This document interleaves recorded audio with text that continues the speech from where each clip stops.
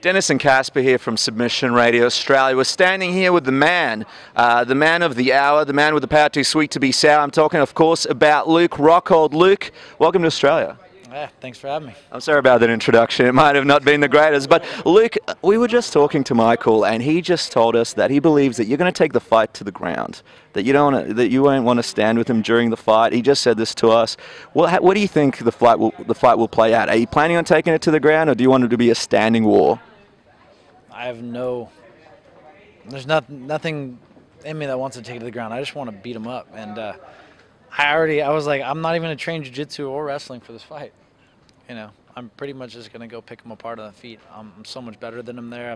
He's a mechanical fighter, and he just doesn't have any power. And I'm gonna be more fluid. I'm gonna cut him off. I'm gonna be more technical. I'm gonna have better footwork, and I'm gonna hit a lot harder than him. I'm gonna put everything on him, and it's gonna be all stand up for one whole round, or not one whole round. Wow. So obviously, you know, when you let's talk about this bet really quick. I doesn't want to stand with him. It's official. Like, we're free with a whistle. We'll be up. But that's okay. That's okay. I love that he thinks that, because I was literally thinking, you know, yeah, exactly that. I just don't even want to take it to the ground. It'd be easy to take him down, but I don't even want to. You guys had a bit of just as easy on the exchange of words just before as well, didn't you?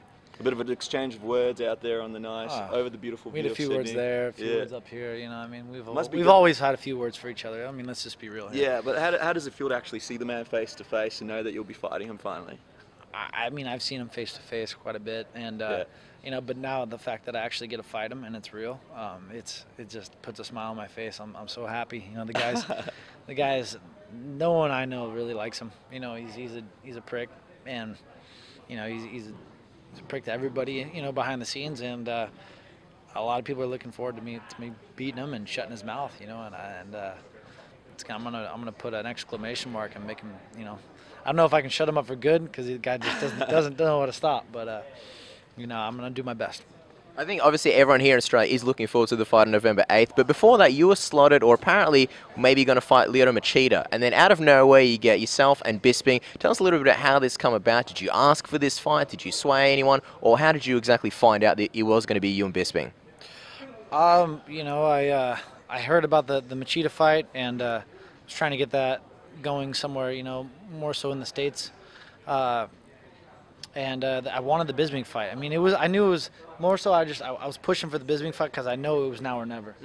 You know, if I fight Machida, if I fight somebody else, or if Bisping fights someone else, he's going to lose. Or, you know, I mean, you know, most likely if he fights another big contender, I don't know.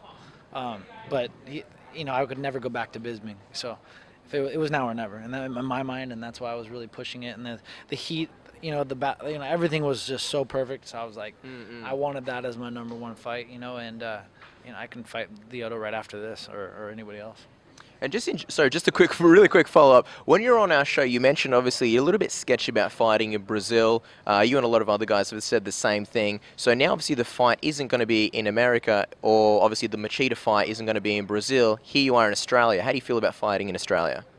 I feel really good. I mean, Australia is a beautiful place. They got, you know, high-end, you know, hotels with good food everywhere around here, and you know, the saunas are nice. Everything's close proximity, and it's not like a hassle. It's not like a third world country. You know, that's the problem with Brazil. It's like the organizational skills are not like quite there yet. Especially when I went down there, you know, I fought in a place called Jardine do Sul, and then the place we stayed was over an hour away. We had to drive back and forth for the weigh-ins and the event, and then it was just in this like arena where, and it's pretty crazy there. Not to just mention, obviously I was fighting Vitor, and there's a lot that goes into that, you know, whether, you know, shadiness and all that. So yeah, I don't have that. We don't have that here with Bisping. I'm pretty confident to say that he's not, you know, on TRT.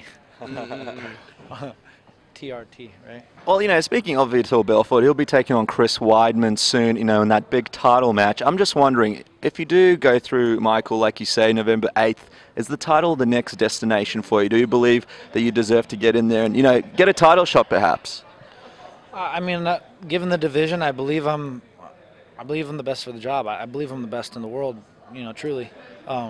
Jacare is the other #1 contender, and you know, I beat Jacare, you know, for the title in a 5-round war, and you know, I'll go out there and prove myself again. He's a very tough guy, and he had a great fight. But I believe I've grown a lot more than him, and I know I can go out there and beat him and you know, make it decisive. I believe I can probably finish him this time.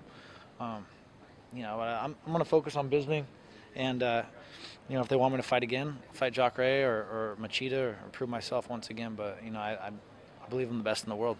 Absolutely, and you know, the big bet in the world of MMA is the bet that you made to Michael Bisping. Now, it doesn't seem like he accepted the bet, and we were talking about it at the press conference. You gave him another opportunity as well to take it. My question to you is, if somebody offered me an extra $100,000 on top of my $1 million submission radio pay, I might take it. So I'm just wondering, why do you think that Michael's not taking the bet at the moment? Don't be scared, homie. Yeah, I mean, it's obvious. He's backtracking. He's not taking the bet. I mean, he says he's going to win the fight. There's that. You know, if you're that confident, you're not going to get finished in the first round, the second round, the whole fight. You're going to win the fight. How hard is it to put another $100,000 on your paycheck? And just quickly, obviously, as if people weren't already excited enough for this main event, when you did make that bet, obviously visually you would have seen how you're going to finish him. You know, you say you want to keep it standing. Were you thinking, you know, like a body TKO or like a clean knockout? How did you visualize yourself finishing Bisping? Oh, he ate a lot of body kicks in his last fight, didn't he? Sure did. Sure did. I'm going to kick a little bit harder, and I'm going to kick higher and mid, and I'm going to punch harder. You know, there's a lot of avenues for the finish. And, you know, I really, you know, I've studied him and I've dreamed about fighting him for a while, so I know exactly how I can do it. And I just don't see how he's going to stop me. I'm gonna hurt him with every punch. I'm gonna hurt him with every kick, and I'm not gonna lay off him. You know, I'm gonna cut him off and be more technical. I'm just a better striker. You know, I know I am. I'm gonna outclass him everywhere. Luke Rockhold, November 8th, he will be taking on Michael Bisping, which looks to be one of the most exciting UFC fights that's ever happened in Australia. Thanks for coming down and making that happen, Luke, and we're excited to follow the coverage of what happens before this big fight. Man, Kane had a nice fight out here, I'm not going to lie, but you know, I'm going to look to put a pretty spectacular performance on him and get that finish. Thanks, guys.